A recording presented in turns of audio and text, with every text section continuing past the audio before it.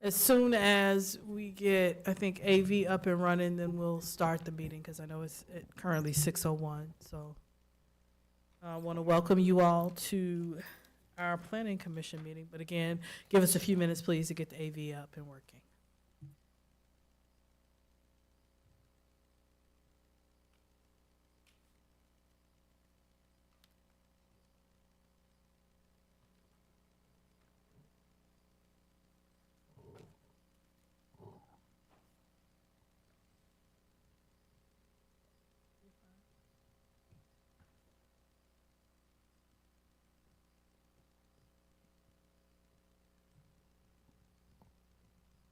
Good, miss. We're good. We're good.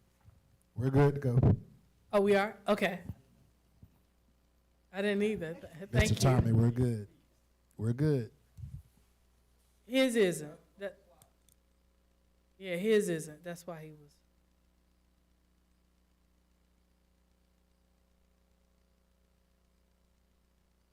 Okay.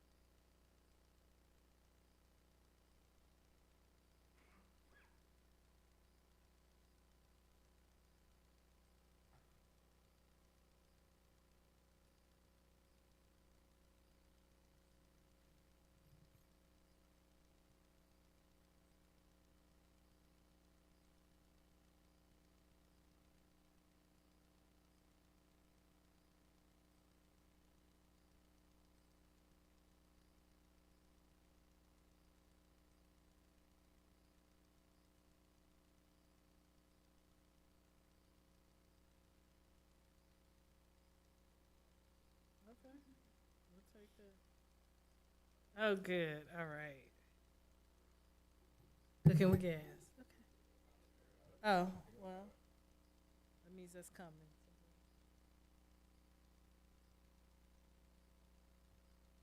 Okay. All right. All right. Good evening, everyone. I will officially call to order the March 18th regular meeting of the North Augusta Planning Commission. If we could please have the roll call by commissioners. Aaron Slade. Red Harbison. Bob Bigger. Jesse Elliott. Chelsea Wado. Okay. And I am your chair, Christine Crawford. All right. Are there any changes or edits to the February 18th minutes? If not, entertain a motion for approval, please. So moved. Second. All those in favor, please say aye. Aye. All opposed? All right, thank you. Mr. Paradise, are there any changes or additions to the agenda? No, ma'am. All right. So I want to welcome everyone to our meeting again, and thank you for your patience as we were a little late getting started. Want to explain the process for our meeting this evening. So we have one plan development modification on the agenda, as well as a discussion around tree preservation. If there are comments or questions from the public, after the applicant comes up, we have the chance for commissioners to ask the applicant any questions. We will then open it up to the public. We ask that you keep your comments to about 2 minutes because we want to make sure that we have time for everyone. We ask that if there are any new things or new perspectives that you'd like to share, that you please do so to add on. So we want to make sure that we hear perspectives, but also want to make sure that we hear things that are different. And so if someone has said something that you agree with, but you want to add another piece or there's something else, then please be sure to share the other thing so that we, again, get everyone's, get a breadth of opinions or concerns about something, if there are any, or support in that matter. We ask that when you come to the dais that you, to the microphone rather, that you give your name and address. And if there's anyone who, for mobility reasons, needs Mr. Paradise to bring us a microphone, then please let us know that as well. After you make comments, we then have the applicant reply to all comments and questions at one time. And after that, then we as commissioners go into a discussion around a vote. Okay? All right, so if we could please begin with Plan Development 26-001, a request by Stanley Martin Homes to modify the Hive Plan Development. Mr. Paradise, what would you like for us to know about this application? Yes, ma'am, Mr. Chairman. This is part of the the Hive annexation from November 3rd of 1986. It's zone plan development. Stanley Martin is the applicant. They are requesting about 65.65 acres of it is residential, and they're looking for a modification on sections C and D in the Hive, specifically to revise 3.2.3 and 3.2.4 and 3.3.3 of the general development plan. Now, what does all of that gobbledygook mean? Well, this is from the section C, and in the current development or general development plan, it calls for a quarter to a half acre in size, the lots. When we got the plan review in, the lots were not of that size. They met the 45 to 70 in width, it met the density, it met everything else except for that quarter to half acre in size.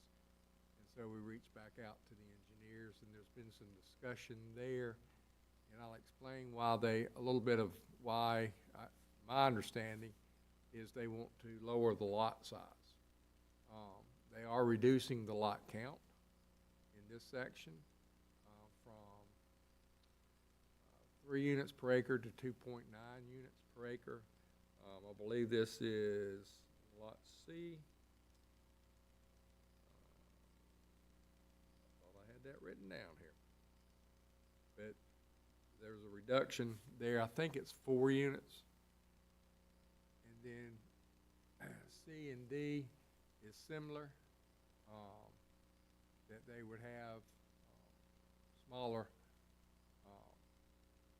taking out the half acre and a quarter acre size requirements.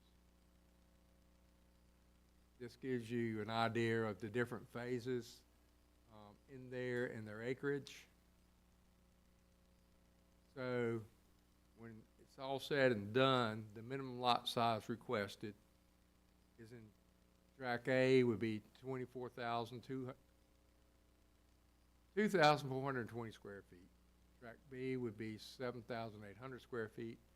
And C and D, what we're really talking about, would be 5,400 square feet. Now, that looks like this is the overall plan. But this is what you don't see in the numbers there is what's not included in that lot area is that buffer area there in the back, that's common area. So it's making the lot sizes smaller. The planning department, in discussing this, because a buffer was required there as a condition, city council, that not be put on the parcel. So we required it to be separated out so that it would be better maintained into perpetuity. If it's on somebody's individual lot, it's gonna get clear, it's a lot harder to enforce. And this shows the same type thing, but where it backs up to the interstate. There, again, that buffer there, that instead of putting that on the lot, they're using it to screen from the traffic, the noise, and the side of the interstate. And here is another look. You see in the, again, you see the distance there, the open areas where there could be lots, or they could make the lots bigger, but they're choosing not to. One of those is, keep it again off the interstate there on the northern side, keeping the buffer to the residential on the southern side. And in the middle, you've got common area between the subdivision lots. They're not backing up to each other. The other thing there too is, and the engineer can go into this a lot more better detail than I can, but in that center portion, they've also got some drainage swells. And if those are on individual lots, they tend not to be maintained. Homeowners tend to go, no, I don't like that swell in my yard, and they fix it, and then it messes up the drainage. So from the engineering standpoint, they feel like it would be better to have the smaller lots in the common open area and where the swells could be maintained better. Any questions for me?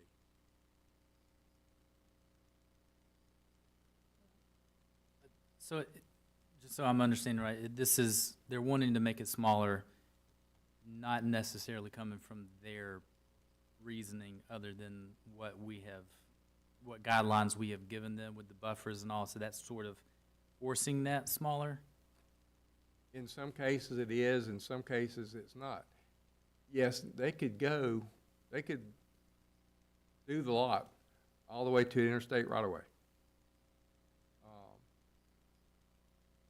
But I think, and I don't want to speak for the developer, but by having that buffer there, you're cutting down on that road noise, and it's common area, so it's not getting cleared out.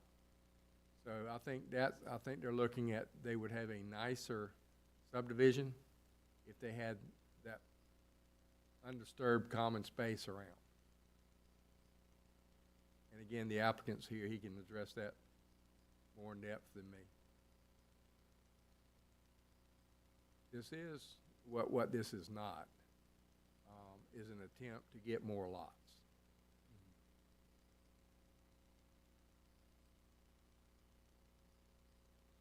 All right, any other questions for Mr. Paradise at this time? Not your last opportunity this round. All right, this juncture. All right, thank you. The applicant will please come forward and please give your name and address.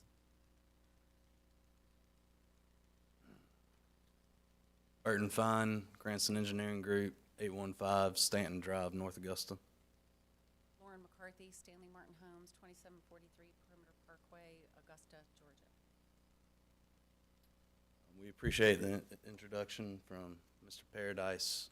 To add to what he said, this is not an attempt to get more lots and increase density. We've actually proposed reductions in the densities so that by allowing for a smaller lot size, we would not come in and increase the lots. What you see here works for the applicant.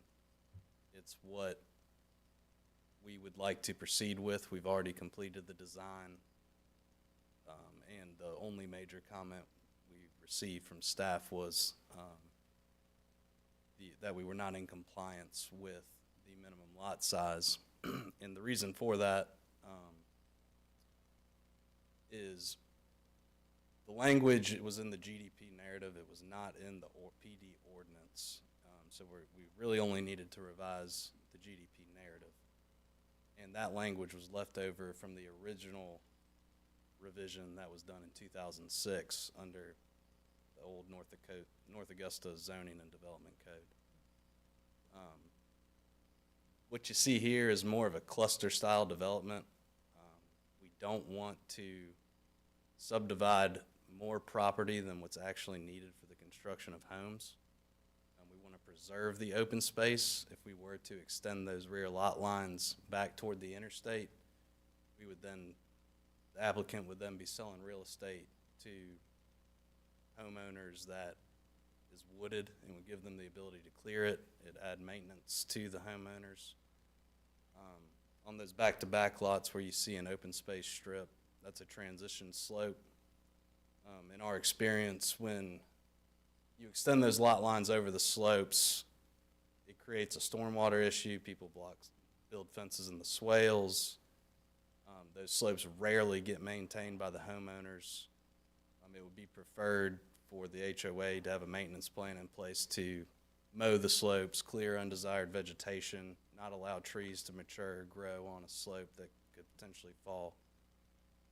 So that's the reasoning there. Another reason is we want this to be more in line with North Augusta's current idea of a planned development. We want to provide a mix of product types. And the applicant will speak a little bit more to their marketing strategy and the product types that they are going to be building on these lots. But we're providing lots to accommodate homes from 40 to 42 foot in width. They'll speak a little bit more about the square footages. 3 to 5 bedroom homes, various price points, and many different floor plans and facades. So I'll let them speak a little bit more to their marketing strategy and what they'll be building on these lots. So just to add on to what Bert was explaining, we have tried to stay in designing this section, really, and in the whole thing, within the characteristic of the land. There's quite a bit of topography in the rear, and that does present some opportunities for homeowners and some drainage challenges. So we're really trying to work within that, as Bert explained, and it's a whole lot easier when it's not on the homeowner and we're not chasing homeowners to try to, to take care of something. We're trying to preserve as many trees as we can. We certainly feel that the community itself will be more desirable with the more of a buffer we have between the highway. It keeps the noise down for us and, and the residents in the surrounding area. One note is in the first section that Mr. Paradise pulled up. On those home sites, we exceeded the minimum square footage of those home sites. So I believe that the average required was somewhere in the neighborhood of 7,200 square feet, and we're at 9,300 square feet. So our intent with this new design is to provide square footages. The average may look different, but we're going to be from 5,200 square feet to 16,000 square feet. So we're not just going in doing small cookie cutter lot. What we're trying to do is to provide space around the home sites, as well as offer a variety of homes that we are seeing that are popular in the market today. So the average square footage nationwide really has continued to drop, and it was less than 2,300 square feet, like 2,279, something like that, about right around there last year. And what we are looking to do is not take away what we were going to offer originally, which was between 38 and 42 foot wide product, but we're going to add in some 30-foot product, which we recently opened at Martintown Ridge, and it has been really well received. It just located down the road in North Augusta. But those homes range from 1,800 to well over 3,000 square feet. They're 3 to 5 bedroom. They're 2.5 to 4.5 bath. So they're not small homes. And the original intent of this community was to be able to market to, we have townhomes that will probably be desirable for potentially the first-time home buyer or people who don't want any kind of yard maintenance. But then we have a variety of single-family homes that will fit the first-time move-up buyer, the middle move-up buyer, and even those folks that want to downsize. We've got primary bedrooms on the main level as well as 4 bedrooms up. So we're offering a variety of products that we have seen throughout this area that we know is successful and we're experienced. I think our overall request is just trying to do the right thing here within the characteristics of the land.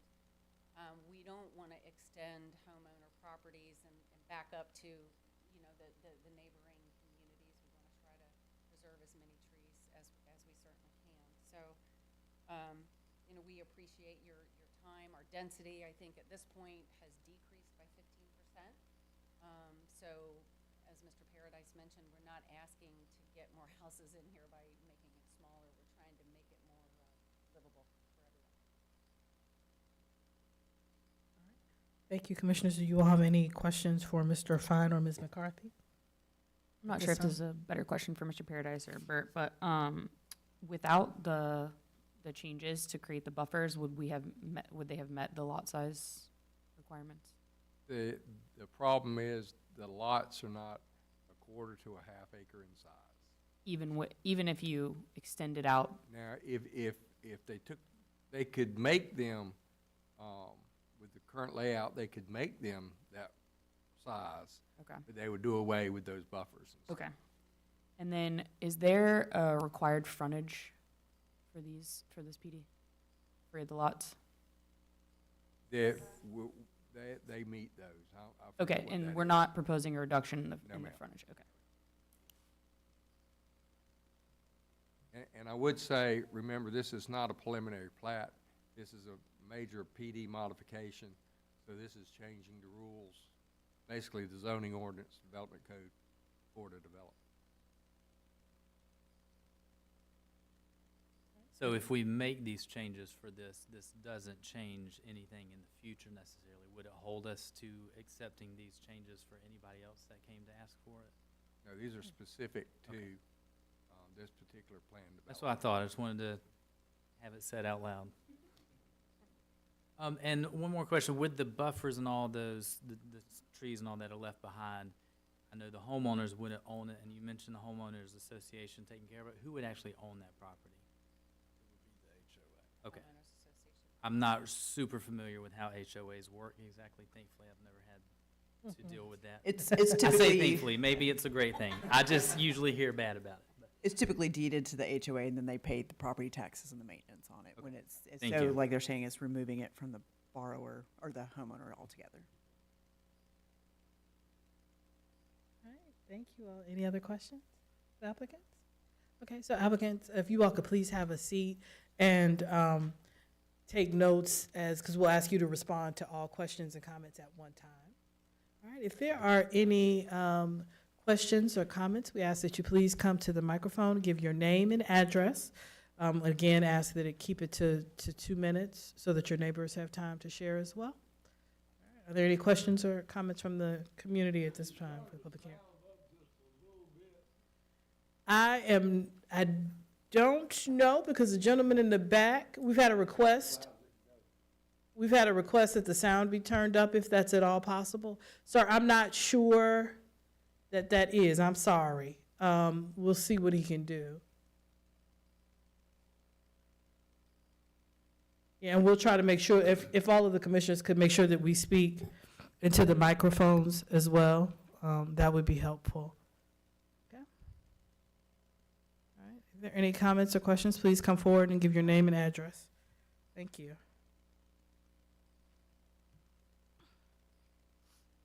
My name is Justin. I am a homeowner at 1013 Pinion Road, which is in the county, not in the city. This particular presentation that you guys have put together, in the back in section 6, has made a couple of comments in here that previously were debunked or said that you guys were going to in the future evaluate and see what the impact was. In this, you've just whitewashed over those comments that you made about before the traffic that is going to impact Pinion Road proper itself.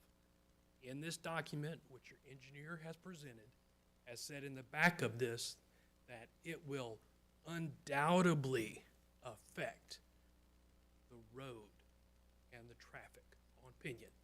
said in this particular report. So, at that, personally, this is not acceptable to the homeowners of Pinion Road. Last time, you guys also said you guys didn't care what the homeowners in this county cared about, because this is the city. So, I'm not gonna continue anymore. If you don't wanna hear from the people of the county that you are affecting, I will walk away. If you wanna continue to hear my comments, I will stay. Okay, well, I'm asking. so Do we you- get, do so, you- sir, I'm going to answer your question. Thank you. Okay, so we ask that everyone share their comments. We ask them to keep it to 2 minutes so that there are others. Is there any more information that you would like for us to know about your concerns about the traffic? We will have the applicant respond. And is there anything else that you would like to share with us? Do you have a picture of, I know you say in section C, you reduce by 4, and then D, you reduce by 19? Sir, if you could, Units. if you could get in the microphone, because we make sure your neighbors can hear you. Yeah, so in section C, you guys say that you reduced by 4 units, and in section D, which is the section that ties in over to Pinion, you reduce by 19 lots. Do you guys have a picture or a slide that can show that difference to this group here tonight on what that particular view right there looks like from previous to new? Can that be provided and looked at tonight so it can be evaluated? Because this looks like there's only four houses that are gonna go from where you guys tail off in section C over to Pinion. I'm just curious on what that looked like before, if we can take a look at that to see how that has affected it. The other comment that I will make is, Pinion Road is governed by Pineview Estates covenants. In our covenants for Pineview Estates, it is not allowed to build anything besides new homes on Pinion Road. You can find that at the Aiken County Government office and go get a copy of it, look at it yourself, and see that this road that comes into Pinion is a direct violation of our covenants that was approved prior to your initial 2006 approval of this plan. So there is a potential for legal action that could be taken from the people that are and could be owned property on Pinion Road against the city, against the owner, against the developer of this property. There is a potential for that. That can happen because you guys are violating our covenants. And you guys have in here have said you are going to enact new covenants for this neighborhood. So by that, you're whitewashing over what is already established for us and saying what you want is better than what we want. So with that, I don't think that the tie-in to our road, our subdivision, is, first of all, I don't think it's moral or right when you sit down and you look at it, what the paper has been proven and set up and such up before you guys ever started or ever approved this the first time in 2006. Just want to put that out there. That was approved as a perpetual, which means everlasting. It never has to be approved again. It always exists. It cannot be taken out of the county courthouse. It will always be there forever for any person that we sell our property to or anybody that new that comes in. They are protected by those covenants. So just wanted you to hear that and from me to know that we have our covenants. You guys are enacting new covenants. By what you're doing, you're saying, I don't care about your covenants. I'm going to do this anyway because I think it's important as the city to have this thoroughfare through your road that was established back in the early 70s. It's just not fair to us. Point blank, it's not fair. You guys are doing what you want. It's just not fair. So I know that's not a question, but Okay. that's a point. All right, thank you. All I don't think I have anything else, but thank you very much. All right, thank you. All right, next, please.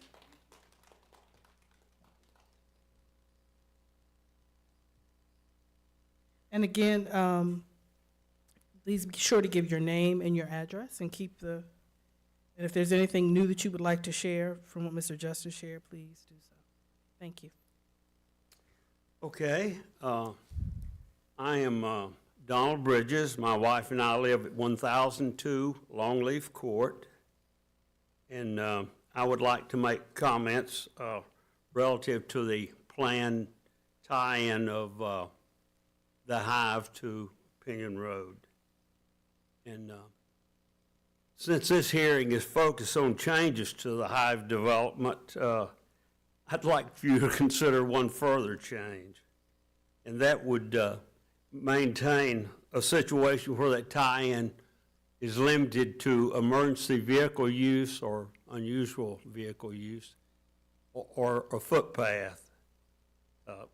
We've made known many times that the Pinion Road's not capable and it's not conditioned to handle what you see is literally, I hadn't counted the numbers there, but it's a large number of automobiles that will result from that housing. And you compare it to running it through a subdivision that we're talking about where you have 2-3 acre lots. It's a mismatch. I just wish you'd reconsider limiting the tie-in such that it does not allow general traffic patterns. We bought housing in that area to be isolated, and we hoped that we could stay that way. Please consider isolating us somewhat from the heavy traffic that will result. That's my comment. Thank you, Mr. Bridges.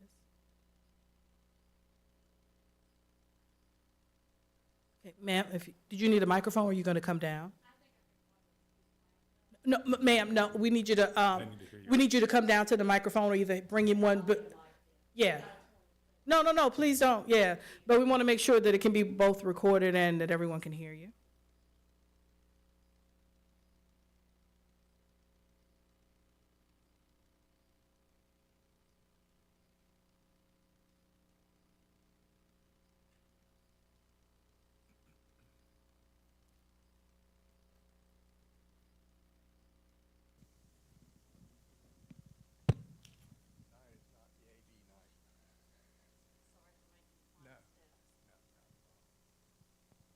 My name is Laurie Hamilton. I live at 1004 Spruce Court, which attaches to Pinion Road, less than 200 yards from where the tie-in to Pinion will be.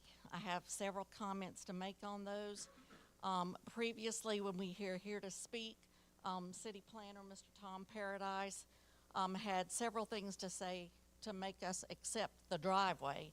And I find those conditions are no longer intact because of the changes that have been allowed to the developer. The first one was to have faster access to the rear of the Hive from the substation on Five Notch Road.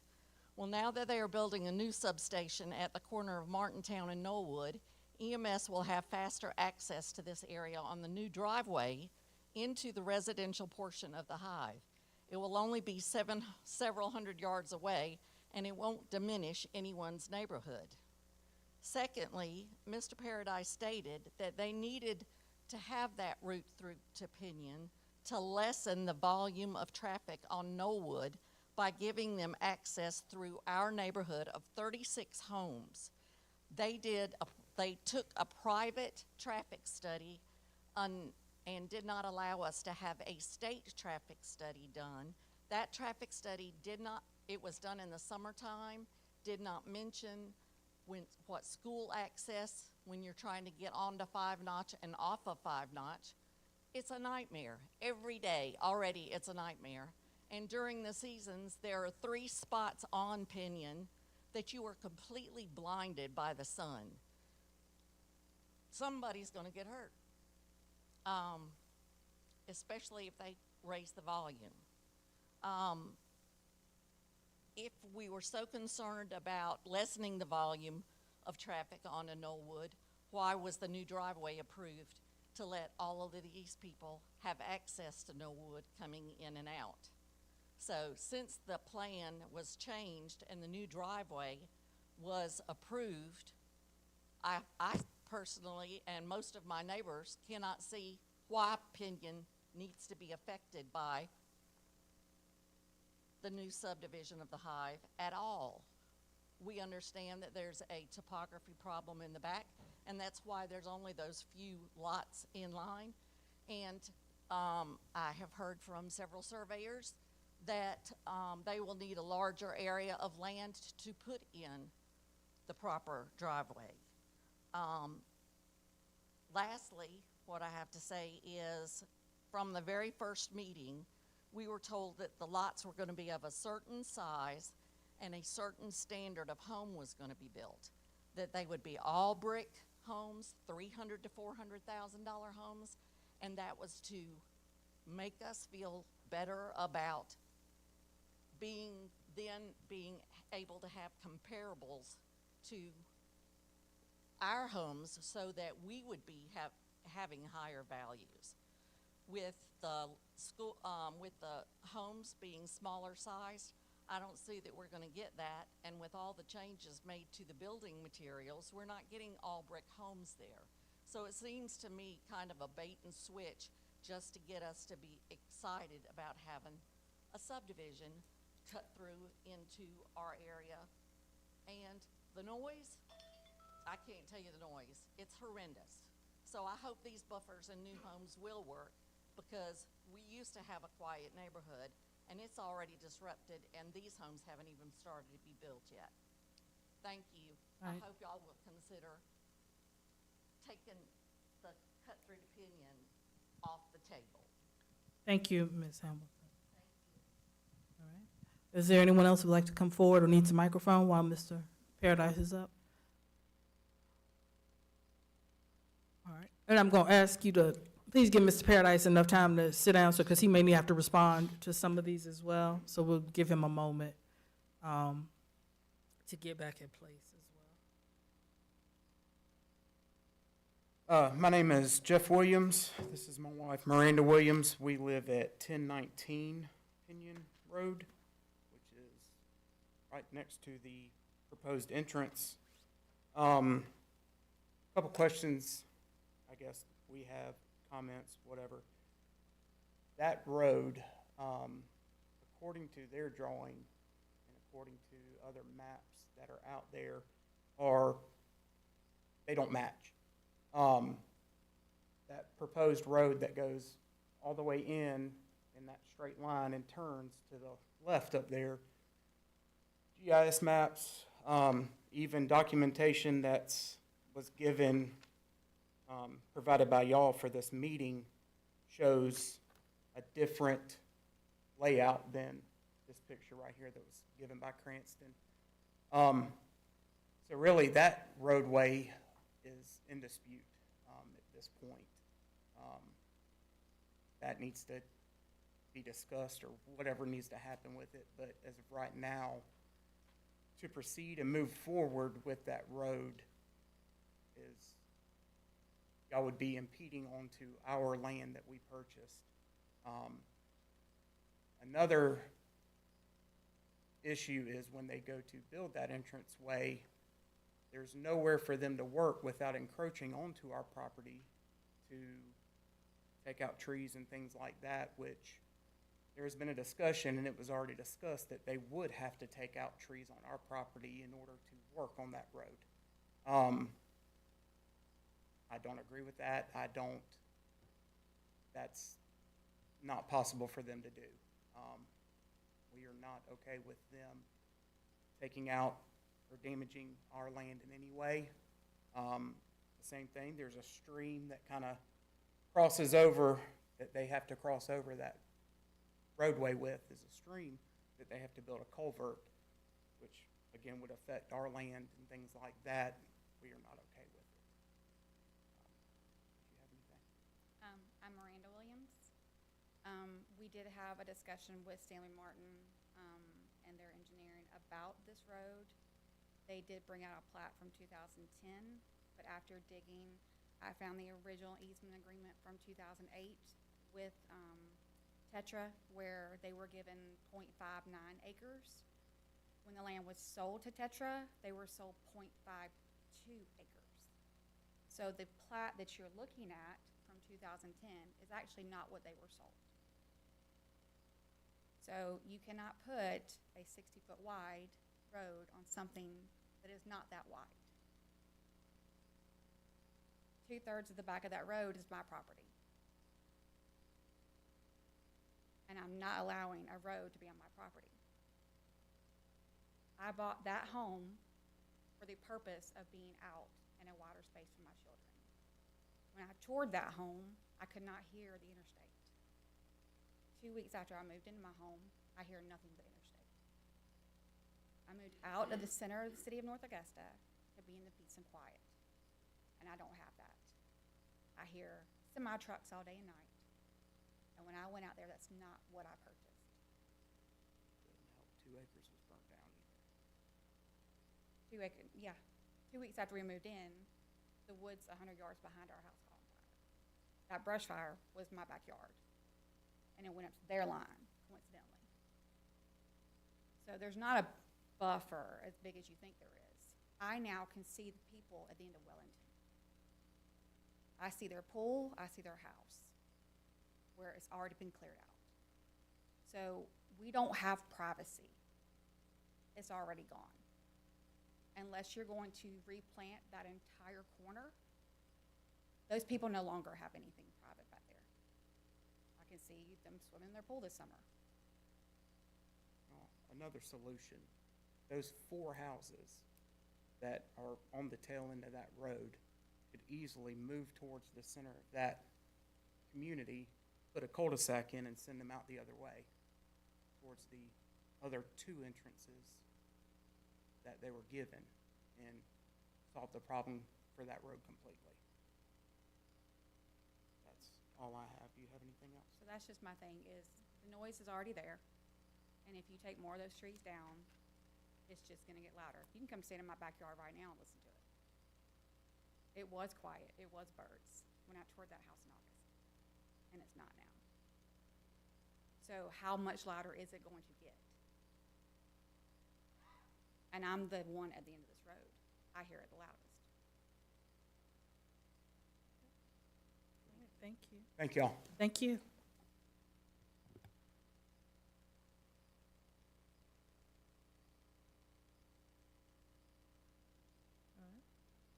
If there are no other questions or comments, we'll ask the applicant. Okay, thank you.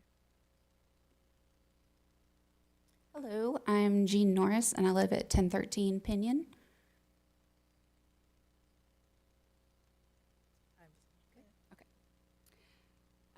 First off, I just want to echo what every one of my neighbors have already stated.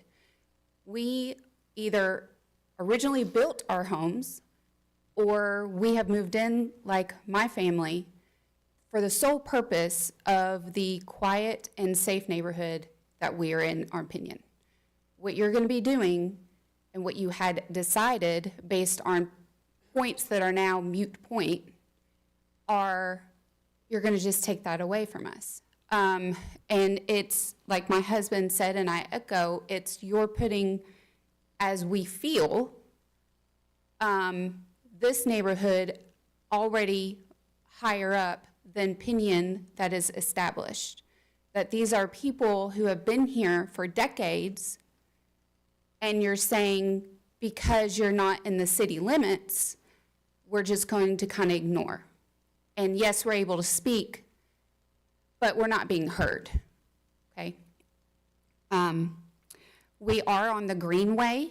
We had brought up points before about how on the Greenway, it is already, there's nothing there. We don't even have a stop sign for us, okay? There's safety for the people that use the Greenway, which is constant, and we use the Greenway. That safety for them, using that tie-in from the road, it's just going to amplify that. Even just putting a stop sign there, that's not going to help. We all know that how those are, okay? Also, mute point for that, the EMS new station, where that's going to be at, that was said before that that's why the tie-in was going there. Because for emergency access, that was the reason. There's not that reason anymore. So why is it that this is still being pursued? Also, the lot size, you said before that this would raise our, prices for the homes there. It's not going to do that, it seems like right now for us. And so you're also taking that away from us. So we also, again, mentioned that we have the covenant that was here, for decades that we've had the covenant, and that it has withstood this time for now. And now what? It's just, what are we saying about things that are illegal? That we use them when they're for our good, or that we can just kind of brush them away when we want to use it for something else? This legal document that we have, what are we saying that is not important, even though that is for all these communities and these neighbors within Pinion? Also, if you do this tie-in and there's all this, the new traffic and everything, and again, what Laurie Hamilton said about the traffic, that was true. We're one house down from where the tie-in would be, and I stood out there and watched how it was done where in the summertime, and of course, because they're doing it in the time of day where there's not anybody going back and forth. But if you were to do it and then add all those homes in, it's going to be chaos. Our road, which is a small road for a very small community, was not built for that. You're going to be making better roads for this, but our road is not meant for that. Also, when it was first proposed, myself and other members of the community talked with the developers. We met and we talked with the developers, and they told us that they don't need it, that it was pushed on them by the city, and they don't need it. So if they don't need it, and now these points are muted, why is it still being pursued, is my point. And lastly, again, we're not in the city, so you may say, well, you're not paying city taxes, so why does this matter? It matters because we live in North Augusta. We're your neighbor, okay? We're going to be their backdoor neighbors. That's why it matters. And your word matters and integrity matters. And this is not matching up to that. So again, I understand that, Mr. Paradise, you don't live in North Augusta, but you're able to also make decisions with people who live in North Augusta. So I just want you to think about that as well. We have our kids that grew up in our house, and we hope that this will be our forever house. My son wants our house when he grows up. But I told him, son, I don't know if you're going to want it now with what's going on. That's a sad thing to have to tell my son, to say, the house that you've grown up in, you may not want it now. Okay? Thank you. Thank you. All right. Okay, so we'll let Mr. Paradise start responding first, and then we'll ask the applicant to come back and respond to questions and comments as well, please. All right, go ahead, Ms. Paradise. Thank you. And yes, this is driven by the city. The developer would probably prefer a cul-de-sac and not the expense for the public safety. But this is something that the city is requiring, the connection to Pinion. As far as the knob cone entrance, that drive has always been in the plans. There's nothing new on that driveway in from knob cone. As to the Pinion connection not being needed now because of public safety facilities on Knob Cone or Martintown Road, those are conceptual. The city has not acquired the land. The city is not even in negotiations about the land. That might be 5, 10, we don't know when, somewhere there will be a fire station or public safety station in the future out somewhere there. But where that is and when that is, we don't know. And until that time, we need that Pinion Road connection.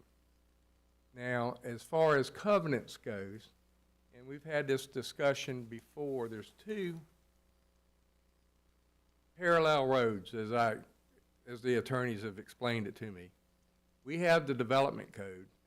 That is what we deal with, is what is in the development code. That is the city's enforcement. Covenants over here, the city is a civil issue that the city has no authority to enforce, and the city is outside their area of responsibility. If I would,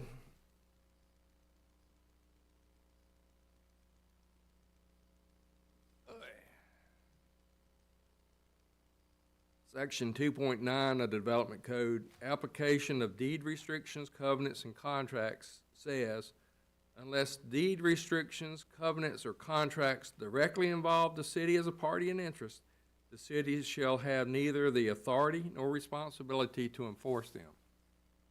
So that is a separate issue between the property owners and the developers. Any questions for me?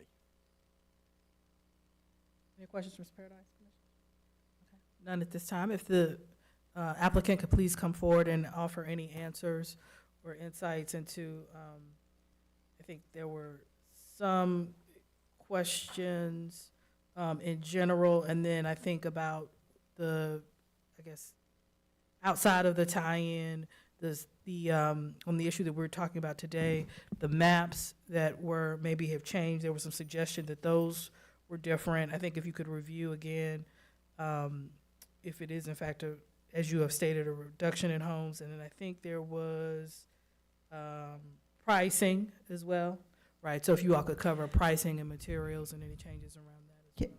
Can I, before we go, Yeah. question for Tommy. On existing neighborhoods that we have that maybe have just a 2 entrance, do we have something with this density that's in the city with just 2 entrances? Comparable. And you have to look at, I always look at it similar to a building. Where's your remote exit if you need to get out? And if you look, in this particular instance, you've got, while you have this phase here, you only have one road coming into that phase. So this section down here, those other entrances up there aren't helping it. If something were to happen, if there were to be a tree go across the road up there at the top, public safety, EMS, nobody would have access to get to the back if you did not have the connection with Pinion Road. So by one road, we're not talking about Knob Cone and Martintown. You're talking about the entrance road into this community here. Right. Okay. If you look So if you all at could the top. please, go ahead. We could keep it down so that you could get an answer from Mr. Paradise. Yeah, when you look at what's on the screen there at the top, right where this phase starts, that road's coming in. That's the only road coming in back here. There's not another road that goes back out that would hit Knob Cone and tie in there. Right. So if you cul-de-saced everything up, you've got basically a dead end in there. Okay, all right. Thank you. I'm sorry, go ahead. We're asking for the applicant to respond to. Yes, I'd just like to start by saying, in my responses, no disrespect to anybody in the crowd, Mr. Paradise, just some items may come out blunt. But first of all, I just want to reiterate that our application tonight has nothing to do with the connection to Pinion Road. That is an old item that has been discussed numerous times at numerous meetings. It is a requirement by the city as a public safety concern. Regarding public safety, the applicant I will speak for them and say, they don't want that. They don't neither want nor object of that entrance, whether it's emergency only or full access as it's currently shown. Regarding traffic on Pinion Road, we have completed a traffic study, and it was mentioned that it was not a state-approved study. That study was approved and accepted by the SCDOT. Pinion Road is not a county-owned road, it's a state-owned road. It would be up to the state to make any improvements to that road if it were to fail from traffic generated from this development, which is not expected based on the results of the traffic study. The traffic study shows no impacts to Pinion or the intersection of Pinion at 5 Notch from the current condition.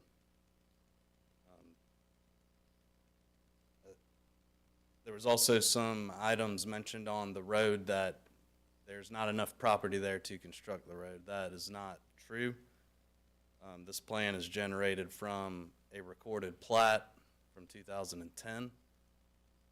They mentioned that there may have been a adjustment in the acreage of the parcel that was sold to Tetra Group.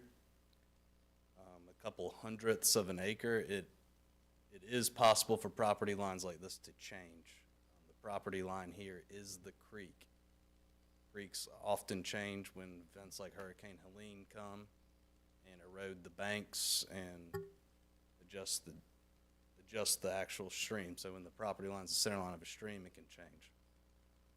When we met with the homeowners to discuss out of goodwill, met with the homeowner, discussed the road installation. The road can be installed on the property as shown. We did mention to them that an easement would be desired to take down and replant trees for them, which is not a requirement of code. But we would have wanted to get an easement to clear the trees so that the installation of the road does not impact the root base and eventually kill the trees with time that are on the property line. So that was out of good faith, trying to give a buffer so that they don't have to see the road from their house. As far as the densities go, the original master plan allowed for higher densities than what we're proposing here. That it was equivalent to 23 units between pod C and D. It's not to say that's actually what they could get, but if you were to give them this reduction in lot size, they could easily pack in some more units if the densities allowed them to, which is why we proposed a reduction. So what you see here is what you get.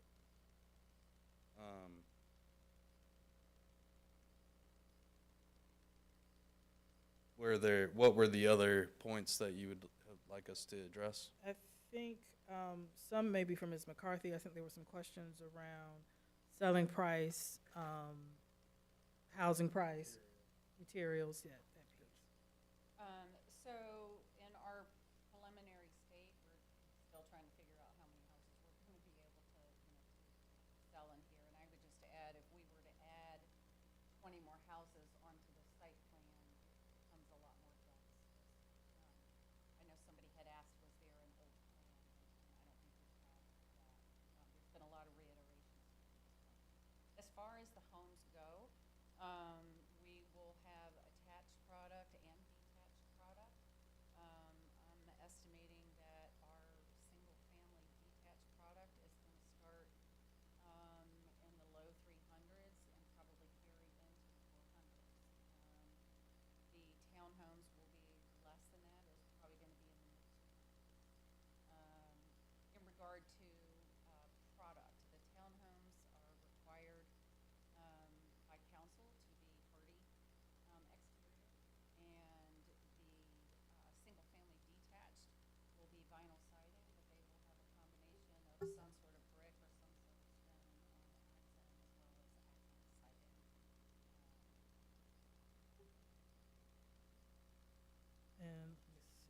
accent siding. And let me see, think you all covered. Is there anyone else that had a notes or anything? I think that covered the basis of it. Are there any other questions with regards to this application from the commissioners? I would just like to say in closing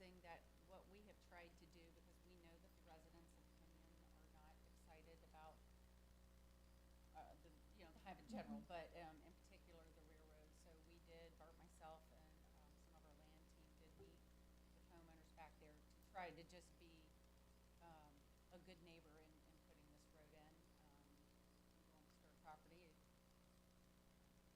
That's what's desired. But we do want to go in and preserve as many trees as we can in these areas that are shaded. Hence, part of the reason, really the main reason between protecting drainage and trying to keep as many trees as we can, which homeowners invite them to take down, we feel like that this is the best fit and use for the characteristic of the land. All right, thank you all. Okay. All right. Commissioners, just to review, this is for the plan development modification as presented with regards to C and D. All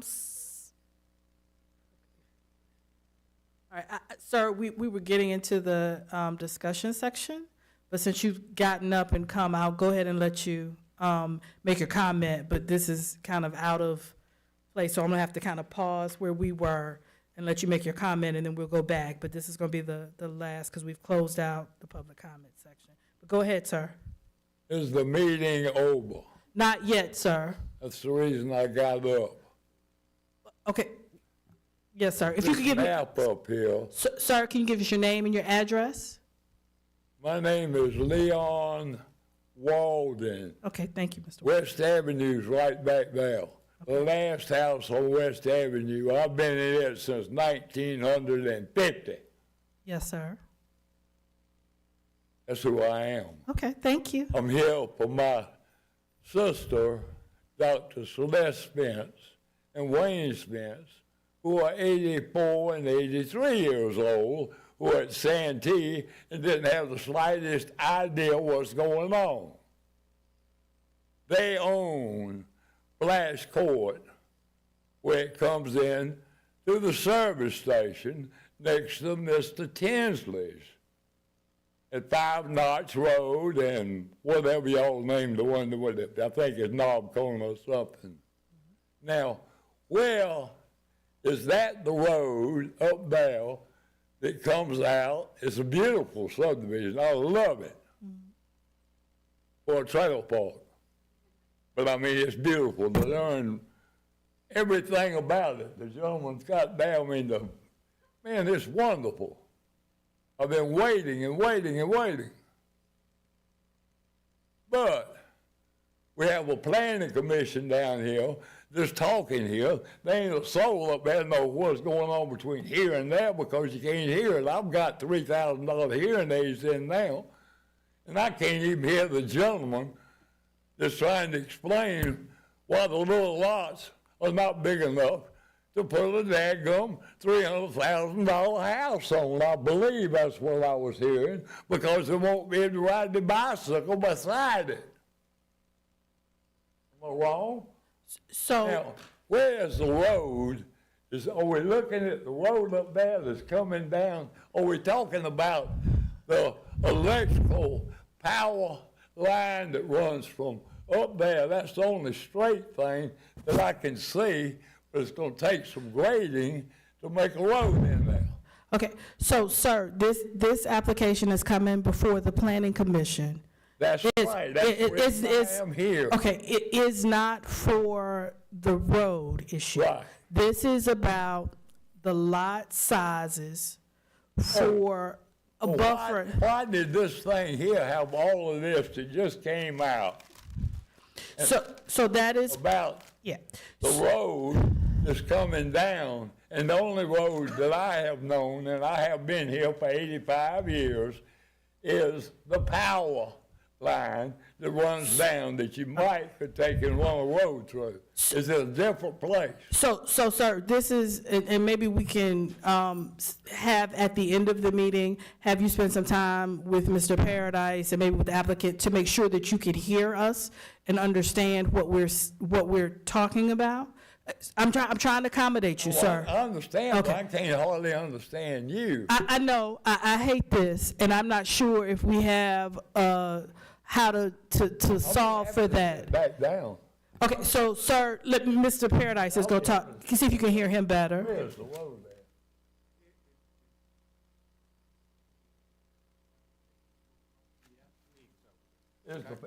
Is there somebody from the newspaper here? The only reason I asked you this is I own the trashy junk lot and mobile homes place is where the new exit 3 on I-20 is gonna be.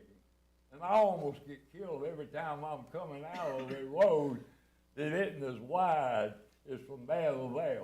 And before, it was as wide as the entrance to the cemetery and the new subdivision goes in. I will be happy to sit my butt down. Okay, thank you. All right. Let me know when there's something to be said. All right, thank you. All right, and we'll make sure that Mr. Paradise talks, and so try to figure out a remedy for this, but, okay.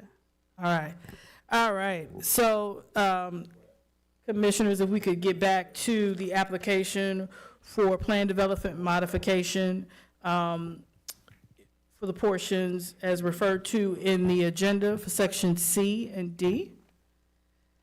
All right, any comments or discussion? And again, the motion would be for a recommendation to city council. I guess would there be because obviously their plan is not to have more homes in there, but I guess could we have it in writing saying, we will approve smaller lot sizes with the condition of keeping the homes? Because as we have seen, you can come back later and want to change this and this. I just would like verbiage in there to say, we are going to hold you to this density. And this is the general development plan. That verbiage could be put in there. You would need to say where you want that in there and what it is to say. And let me ask this, because we have the reduced density that is proposed, correct? Right, so does that not prevent? It references like 4 and then 19 lots, reduced density. So it's reduced density, and it gives a new density figure. It's page 6 of 7. I think it's covered in here. So that's covered in there. Yeah, so the new, okay, if you could.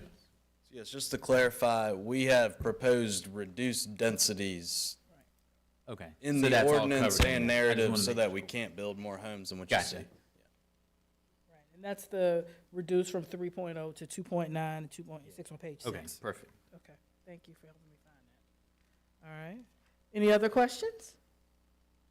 No, I like the idea of the tree buffer because that aligns with our next topic with the tree ordinance. So, and it will hopefully help with road noise once the houses get up because we know we remove those trees, it makes a difference. All right, so are there any other questions? If not, I just want to take a second to, again, address the crowd. We hear you, we appreciate your passion, your concern, your protection of your property. I know you say we don't, but you have to know that your concern is outside of our purview for tonight. We can't do anything about this road. There's nothing that we can do to control this road. It's been approved. All we can do tonight is talk about the lot size that doesn't have any impact on your neighborhood, and we're sorry that we can't.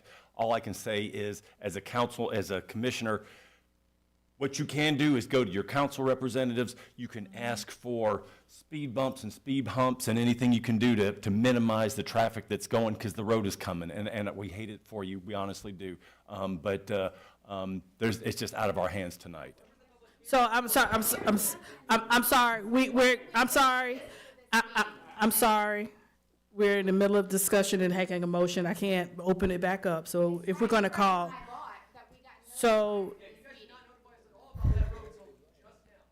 So again, these are, again, outside of our purview. We are not responsible. This is something that the city, that you all will have to talk about. Again, you have to talk to the city. We have a planning commission office, we have councils, we have a mayor. And so again, what we're getting ready to vote on is the plan modification. We hear you, we hear your concerns, but it is, again, outside of what we are allowed to do anything about, okay? All right, Just so, to add to that, why this was on the road, this was part of a 1986 plan development, and then again discussed in 2002, and then again in 2023. So this road was discussed in those previous meetings.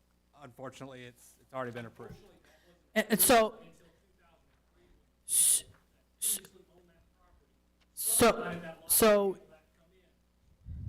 all right, so we're going to keep going with the motion.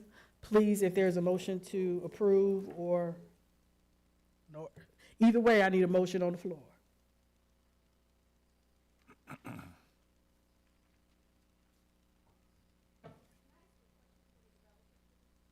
No, ma'am, I can't open back up. We're in the middle of a motion. I've got to finish our motion. If you feel free to talk to the developer afterwards, but we are in the middle of a motion. I can't open it back up for public hearing. Okay, so I'm sorry. I'm sorry. We're going to have to continue. You can talk to the developer or Mr. Paradise.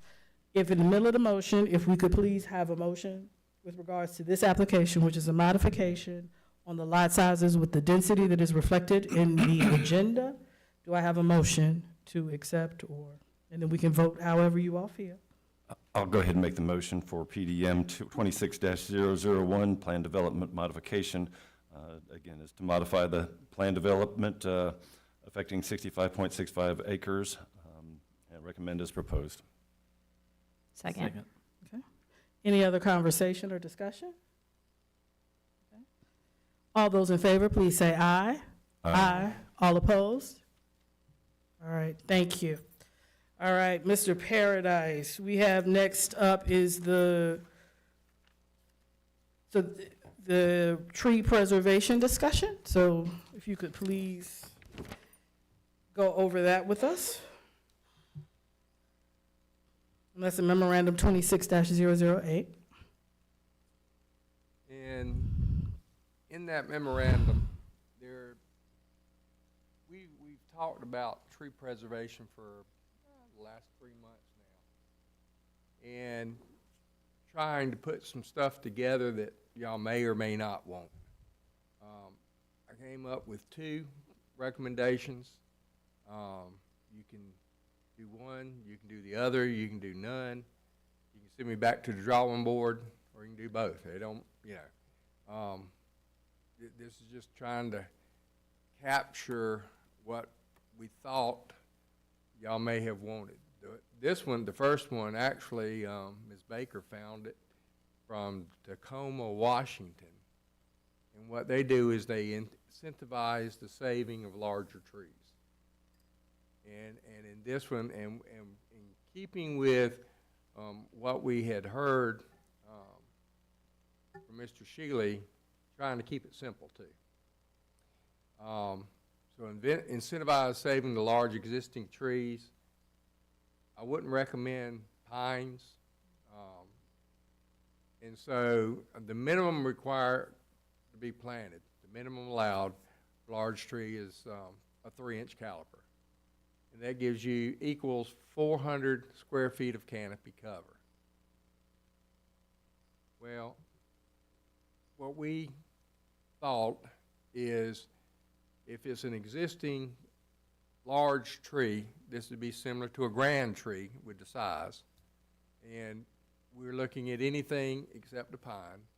If it was equal to or greater than 15 inches diameter breast height, less than 24 inches, instead of 400 square feet of canopy, you've already got the canopy there.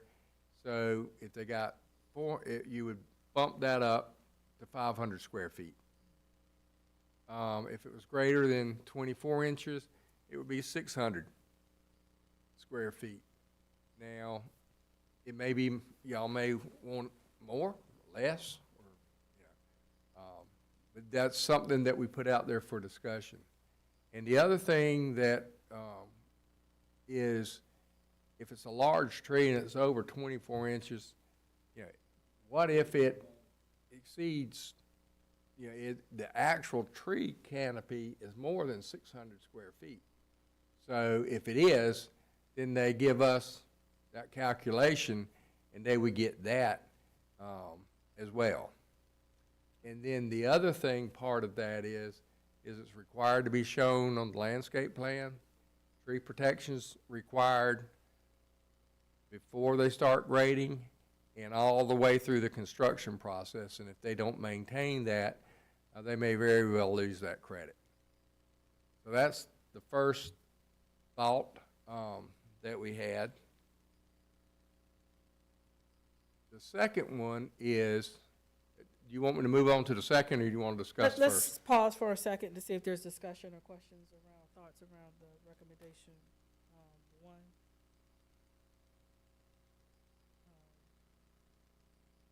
Which personally I liked. Yeah. Yeah. My discussion is I like it. Yeah. I like it as well. It doesn't give developers teeth as far as saving trees within a existing buffer and calling those grand trees and counting that towards their canopy coverage, or does it allow for that? Yeah. Now, what you would do is, this is where I would fit this in at, or where I suggested fitting this in, is in a place where it could be used, say if it was on a planting strip, and it's in there, it could be used there. If it's in a parking lot, well, it could be used for the parking lot calculation. So that wherever that tree is, if it could be used to meet the criteria for that area, it could be fit in. That's what I want to make sure that was for that that specific area, and we were going to count a buffer tree for overall canopy. Right, it would go toward the overall canopy too. Remember, in our code, you don't use, you've got canopy requirements here, and you don't mix them. So wherever it was at, it would get credit for. So we may just need some language around with respect to the area in which it was located as we flesh that out.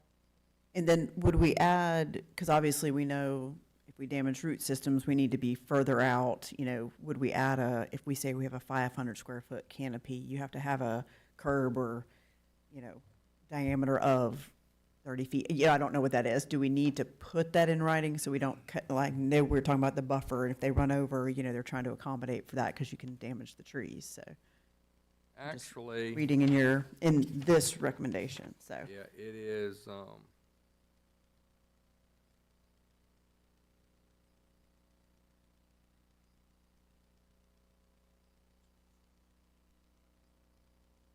It says protective barriers thinking, approved, but do we need to yeah, be it's- specific? It is 1 foot radius for every inch of DBH of tree shall be provided within which paving, grading, or the storage of dirt, building materials, debris, or other materials or other equipment shall not be allowed.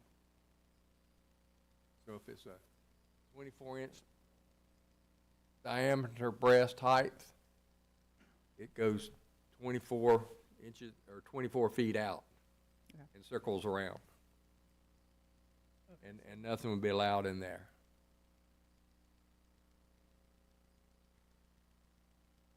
Any other comments or considerations for that?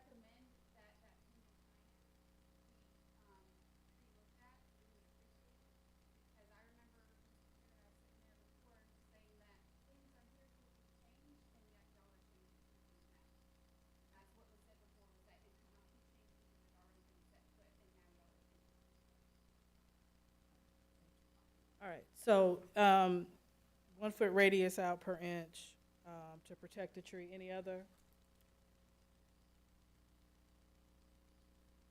Any other on recommendation 1? Okay, Ms. Paradise, if you could get with recommendation 2, please.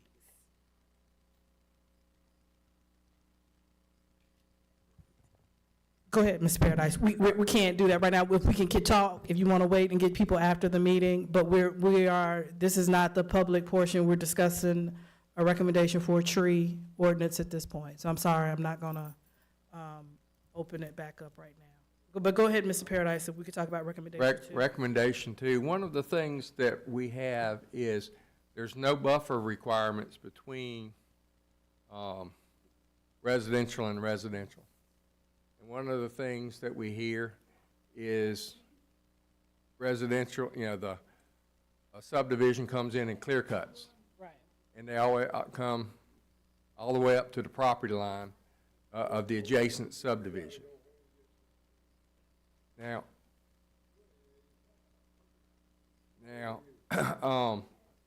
what this does is, one, it is for subdivisions. I don't know how much of recommendation one you would really see home builders do. Just because of the nature of that type of development. But what this would do would be a 25-foot undisturbed, and that's an important word, and undisturbed buffer around the whole thing. This would be the adjacent subdivisions and the along the street frontages. It's similar in scope as to what Columbia County has, except Columbia County does not include the 25-foot buffer against other subdivisions, as I went through it and as I understood it. So that was an option that I wanted to put out there for y'all. It is something that we hear complaints about by the neighboring subdivisions. I think y'all have heard it tonight. And that would be a way that we may be able to address it in the future. Just so I have But then again, it's just an idea. just for clarification, so if we put this in and then they came to you because they weren't able to build a subdivision because this was gonna get in the way, would they come to us and ask for a modification to the? It depends on the zoning. If it's a planned development, yes. If it's R14, say, no, it would go to the BZA. Okay.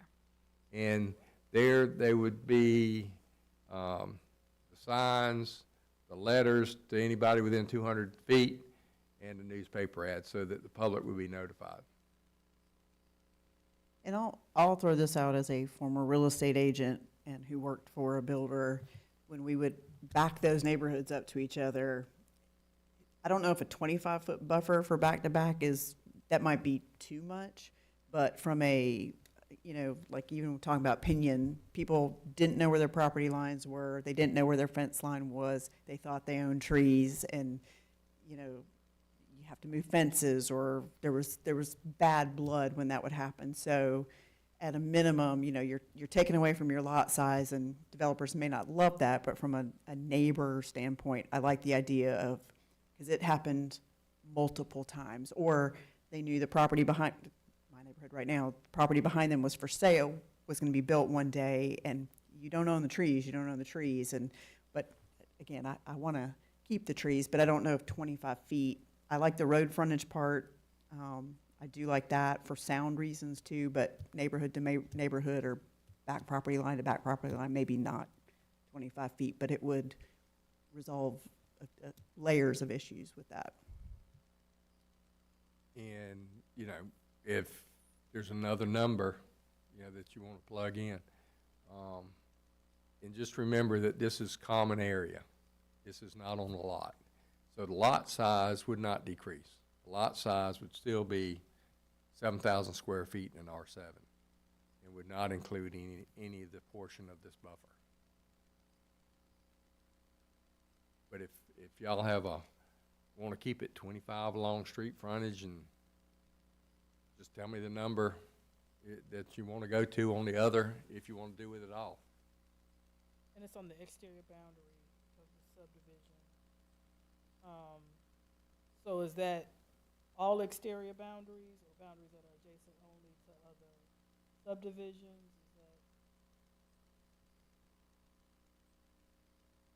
Okay, I was making clear, yeah. Okay. As it stands now, it's all of them, Okay. including roads, adjacent subdivisions. Is there any context for why it's 25 feet? I got it from Columbia County. Okay. Yeah, and if you look at those buffers in Columbia County, because that's deeper than a standard garage, if you think of it like visually. So, in those buffers at the front of the neighborhood, I think the 25 feet is sufficient. But again, when we're backing up boundary stuff, I don't know, personally, I don't know if that's as much density as needed, so. As much or too much? Because I thought you were saying the 25 feet was, Too Too much much, to okay. back up, but it would solve, neighborhood issues of why did you take all my trees? And you didn't own them, so we can take them, but then that way it still gives the appearance that, and then the property line issue could still come into play, but less likely, because if you're not taking down a tree, you're not having to move fences, and it's probably more prevalent than people know when you back up to those areas.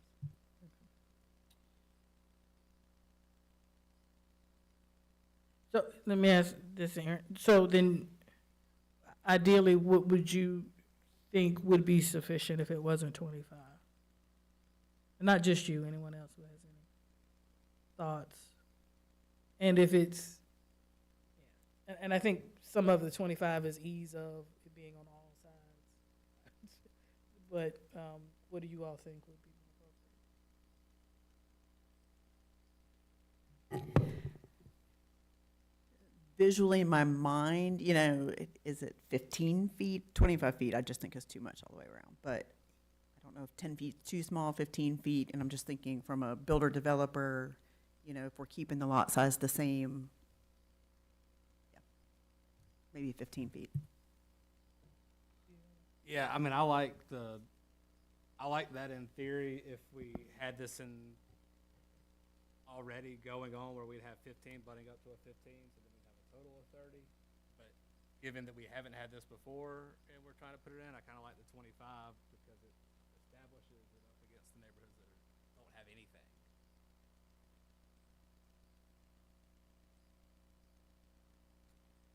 All right. It's just 25. In reality, when you look at these neighborhoods, if you drive by a Columbia County neighborhood, 25 feet buffer is significant. And again, we're talking about this because we want to maintain the trees. The buffer is above and beyond that, I think, too, because we were talking more about saving the big mature trees. And I like the buffer to keep the green space look, which is what we've talked about, is we hear everyone saying, stop cutting all the trees down. So that's why we're having this discussion. So how do we maintain, and I think visually, personally, I like it better from a noise standpoint, because if you're on a busier road, like what we're talking about now, when you clear cut, you're going to hear that noise. So trees help, they just help with that, so. This is not extensive research, but just from preliminary looking, it looks like 14 to 15 feet of buffer will provide privacy both visually and by sound. So I don't know if that's worth looking into behind the houses, and then around the exterior having 25 feet. If that's, I guess if 15 feet is enough to create a visual and an auditory buffer. So, okay, so then that's two different, so let's split it, let's go the first piece around. So that would be you would be suggesting having one set for, say, the front and maybe sides, and then the portion, and again, it may be irregularly shaped, so it's not, but if there's a border with another subdivision or other homes, then, but see, that could also be on the side, that could be on the front. I mean, so. What if you just made it that if any sides that border something in the R zoning can be between 15 and whatever, and anything not zoned R would have to be 25 feet? Is that crazy? Ms. Paradise, you have thoughts on that? I think that would be doable. All right. So, does that sound like something? 15 for R, 25 for not adjacent to R? That's a great, sounds like a, so if you could write that out and maybe look at what that, because that sounds good now. Make Yep. sure. Well, and I've got a question on that. Yeah. All right, so if it's a street frontage, is it still 25 feet or? Okay. Because I think if we leave 25 feet, builders, developers are already having to shrink lots. We're talking about it tonight, so we don't want to shrink too much because we want to make it reasonable and as affordable as possible too, but. And then I'm Doctor. just thinking if it's a planned development against another planned development, right? Well, if, So, yeah. so You would then- have both on both sides. Yeah, but I just want to make sure that we also don't just say "are," so that it is some language around how we do it for planned developments as well.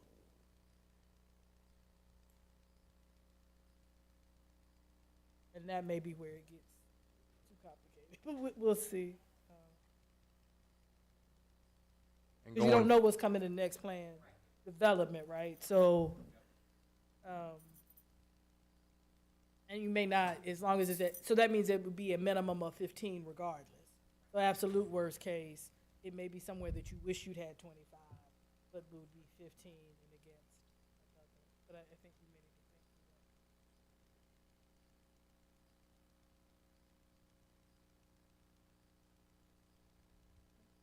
think through that. so, let me Yeah. recap. Sure, yeah.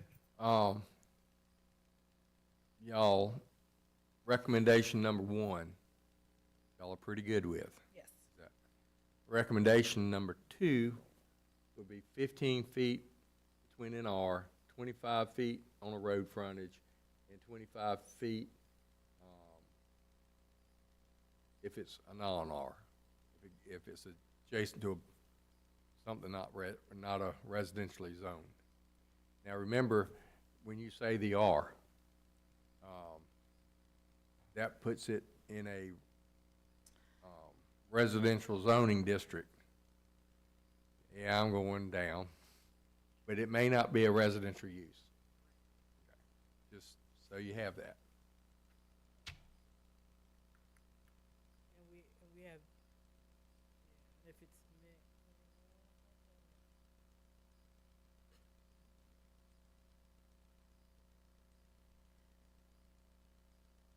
because what we want to say is, if it's gonna be up against another homeowner, Right. right, or a lot that will be sold to a homeowner. But in terms of the code, how do we say that is, I think, a more complicated question. Are you wanting to say adjacent to a residential use? Yeah, Or property zone, or vacant lot that's zoned residential? yeah, I think that might get it. And then if it's a non-residential use, you go to the 25. I think so. Okay. That way, and I'm thinking it could be a church or a school or something else in an R zone next door. But does this create a situation where somebody develops a neighborhood, half of it is not currently R zoned, they have to put up a 25-foot buffer, those folks come back later, get it rezoned to make it residential, and then they're adding a 15-foot buffer on top of the 25-foot buffer that's already there? It could, if I'm tracking right. Of course, then again, I always say they could certainly ask for a variance. I mean, that's kind of above and beyond. Common sense, yeah. With the goal of being the buffer, but yeah, common sense overriding it. I like the idea of the credit too, like you were talking about with the, over planting. If we're gonna save the queen trees, yeah, I think that's just common sense. All right, so all hearts and minds clear on recommendation number 2. Mr. Paradise go take a stab at it. Let's say that, and then we will revisit it so that we can proceed to getting Anything towards on the text. grand tree protection and like downtown mixed use 1, 2, P, That was, commercial corridor? I didn't feel like that was the guidance that I had gotten, so I didn't do anything on that. We talked more about how to reward people that were Yeah. going forward, and we didn't. So we also talked about then, the measurement and enforcement, and so I think, is there something that you have in mind with that question? I guess that's what I'm trying to As I figure ride out. around North Augusta and I look at the trees that I would consider grand trees, the majority of them are in our downtown commercial areas. Big deodar cedars, massive oak trees, and I just those are the ones that I would protect more than most. Are these on developed lots or undeveloped acreage? Both.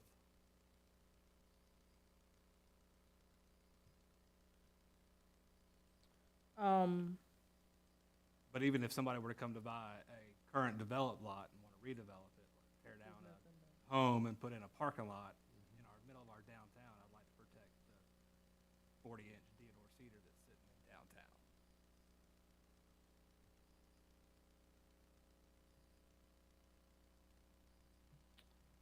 All right, Because, well, some of the examples that we had prior specific to like grand trees, and I think there was some wording in some of the proposals that address, you know, certain caliper, canopy, yeah.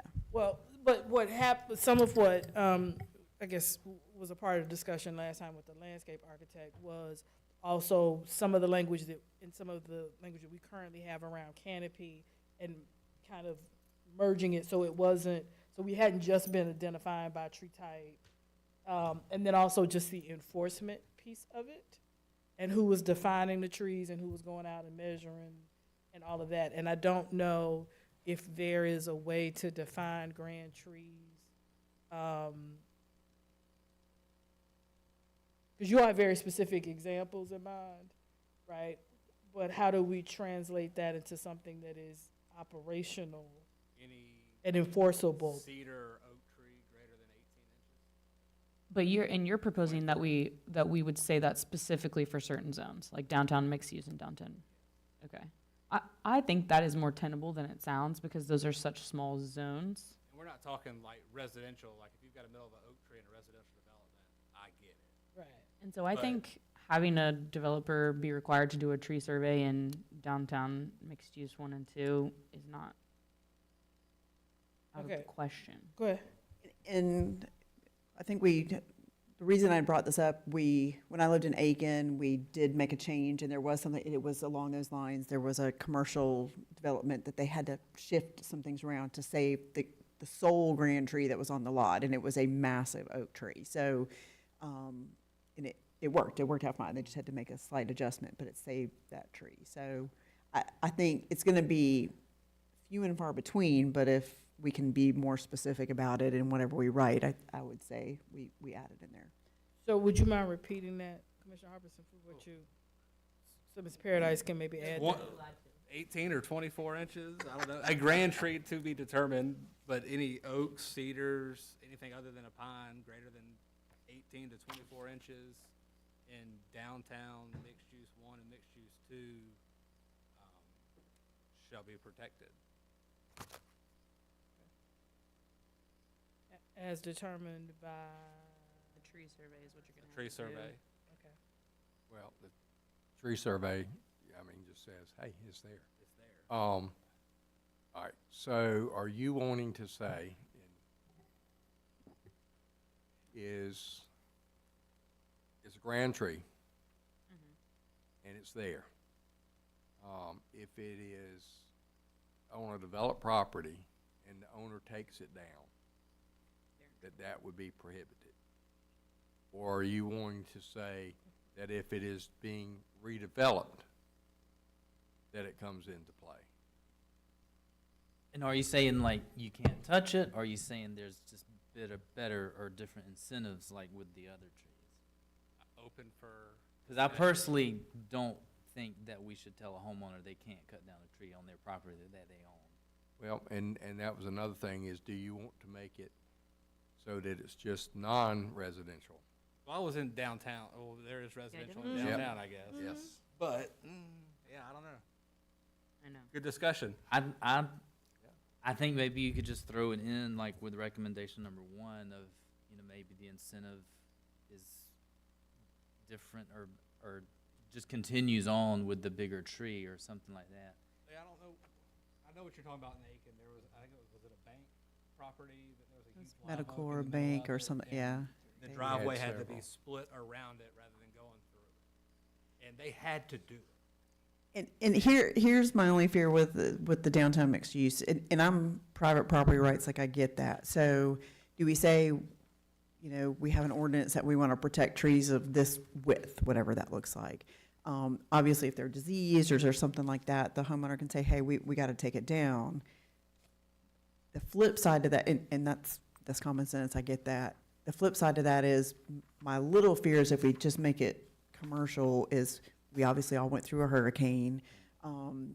There are people that will have no trees in their yard for the rest of their lives. And so if somebody moves into a residential and there's a beautiful 100-foot canopy tree, they're like, it's got to go. And that's part of our community that we're really trying to discuss to save. So, and I'm hearing that from people too, is like, you know, if all the trees got to go. And that we've gone through something, and that's human nature. So do we need to do a little bit to say, if it's of a certain size, just our ordinances, we got to have a compelling reason to let you take it down. But, and I get when it's your property, I get it, but. Yeah. When I think given the incentives like that gives people, like if it's worth the extra money it might cost if we cut it down, it's worth that for my safety or peace of mind, then that's up to them. But make it enticing enough to want to keep it, that kind of does our part in protecting it without necessarily taking somebody's rights. That makes sense. Yeah, so again, so you're on the side of the incentivization. I don't know if that's a real word, but I like it. but that being a core as opposed to it being an ordinance that. But that also then goes to newer things, right? And I think they're just talking about, so if somebody buys in mixed use, a residential home, decides that they want to put a small bank building, right? There's a big oak tree.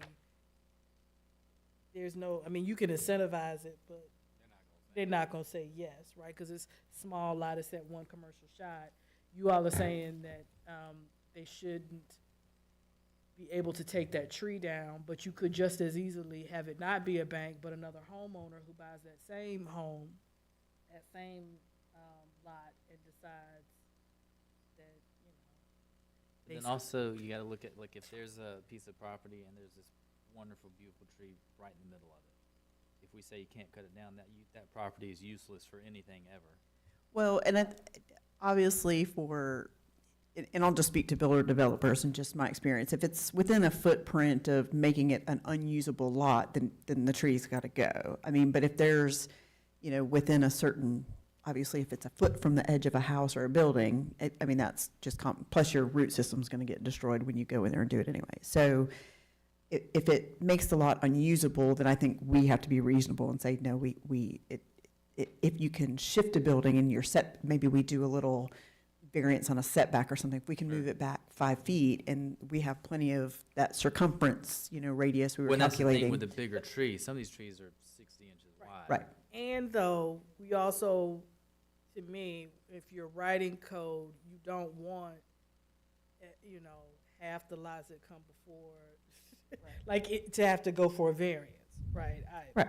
Right, so how do we think about? I'll just go back again to working for a builder developer, that we would go and have raw land and have all the trees, and we could get a proposed plat, and you can walk out there and go, not in the footprint, not in the footprint, in the footprint. You can pretty clearly see and it's probably less trees than what you think that would be impacted. I think when you're talking about raw land. Now, existing stuff like what you're talking about, you see the tree probably, but I don't, from a code or whatever, you know, if it makes the lot not buildable, then I think the tree's got to go. But I just think there's like what we're talking about, I think there's a compromise. They just have to shift a building a little bit, and it was fine, and they saved the tree. So I think it's usually clear once you set your plat, you can kind of, I'll speak for myself. I'm a tree hugger. The developer I used to work for, I went and marked the trees against his, he did not want me to do it, but when the guy comes out there with the big truck to cut the trees down, they were marked. He doesn't know who put the tape on there. And I would get who marked those trees? And be like, I don't know. And so the tree stayed because they're not sending the equipment back out. And it was never impeding of the footprint of a house because I knew where the property was. And it wasn't tons of trees. It might have been 5 trees, but people were like, oh, we love, look at these big, beautiful trees. We And no just one ever need- asked to cut them down. We just need to send Aaron out to all the new Yeah, but I development. know. I would love to do On the it. other I end would of love to that- do it. Go ahead. On the other end of that, and I'm just going back to what Mr. Shealy had talked about the grading and the necessary grading, because the hills and stuff we have here in North Augusta, and, you know, the good soil being gone,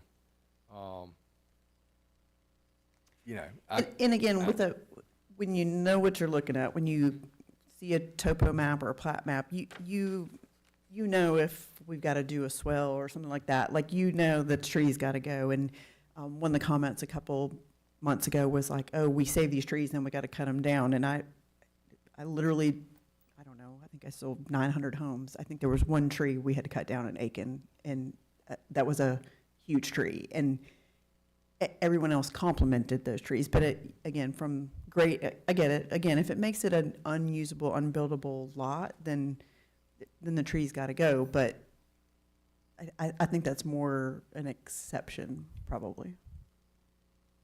So we still need to give Ms. Paradise some guidance for mixed use 1 and 2.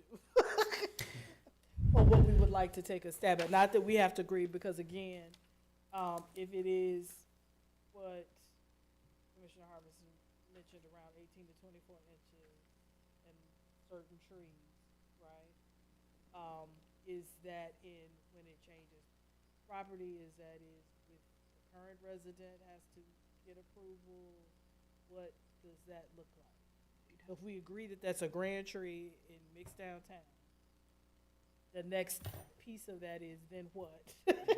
Right. Right, and right, and so is that homeowner only, is that commercial, is that, if it's gonna be a commercial use, residential? I'm a fan of, if you're in that zone, it has to be approved if it's over a certain amount, because is it just I don't like it? That's one thing, but is it diseased, or is it something impeding something? But yeah, So that's my. So everyone currently in mixed downtown, if they were to want to remove a tree from their backyard, business, whatever, that is from 18 to 24 inches, would have to get approval from the city to do so. Do we say 24 inches? I mean, is 18 too small? You know, 18 might be too we're, small. yeah, that's what I'm saying, you know, and we're kind of talking grand tree. We're talking, you know, so I think 18. Yeah. And I think most people that move downtown do it because they like that. But you're going to have the folks, I think, that it's on a resale property that would come in on a residential and be like, no more trees. And so that would be the one. Right. For what it's worth, Roy in his presentation to us defined the grand trees as DBH 24 inches. Yeah. Oak, pine, magnolia. He left pine in. But maybe, so, not pine, but magnolia, hardwood. So, Yeah. 24-inch hardwoods. Yeah. And I know that's hard to, because who does, is code enforcement just, they do, your grass is too tall, what, okay. they would, I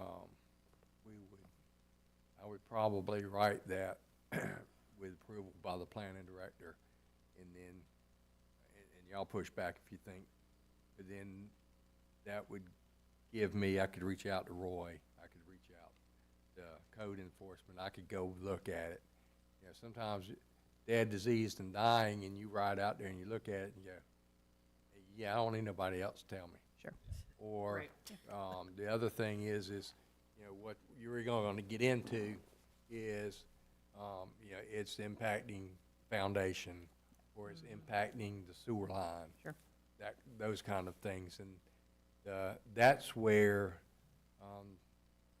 it's been my experience, the horticulturist isn't on quite as firm a ground, because the tree's healthy and everything's good. But anyway, unless y'all have an issue with that. And that would put it back on me to be the bad guy one way or the other. I like that. And on the subject, off the subject, obviously with the growth that we're gonna have with rooftops, is another code enforcement officer in the queue anywhere, like budget-wise? Okay. Let me say this about that, since you brought it up. Code enforcement tends to be on the older parts of town. That's where we do most of our work. So the newer subdivisions, you know, other than doing the landscape inspections for the COs, it's not an issue. Just because we require so much landscaping, which I know the builders and developers don't like compared to our neighboring counties. But then on the flip side is if it's not maintained, that's just yeah. And I see a lot of that on the commercial side. So, and I know that's probably just staff issue. So, for all hearts and minds clear on, we like recommendation 1, recommendation 2, we talked about some changes, and then we have added and asked for an additional around grand trees that are hardwoods greater than 24 and mixed downtown 1 and 2, correct? Yes. Okay, making sure I'm clear. But, all right, just to throw another wrinkle in the thing. All right, so if you're looking at, I'm gonna pull, all right, the Hobby Lobby Shopping Center, Casa de Pizza, all. There's this massive deodar cedar in the front, right on the road. Is beautiful. What could we do to save, to prevent those? Like, what if a new owner comes in, commercial, and wants to develop that property and cut that tree down? Is that even in the city Aside of limits? chaining myself to the tree, type of, is there anything that this planning commission could do? I don't know. We say downtown mixed use 1 and 2, but then that tree comes to mind. I'm sure there are plenty others within town. Then do we add commercial zoning? Because I think that is the original North Augusta Christmas tree. There's lights in that tree, if you look at it really close. Next time you drive by there, Yeah, I think they've grown into the tree. So let's do this. Okay. Let's, Mr. Paradise, come back with a version of the 3 that we have requested. Okay? If Commissioner Harbison, you could chew on I can certainly do that. what that could look like. Yes. Right? And is that a zone issue? Is that a commercial? So if you had to write that out and not, so let me ask you and challenge you to think outside of just that one beautiful scene. Oh, I know. Right, like, but what would that, so if you could, Ordinance look like. if you could chew on that, for us. And Mr. Harbison, please feel free to reach out too. I'll send if you want to discuss it. Talk through it. All right, staff report, Mr. Paradise.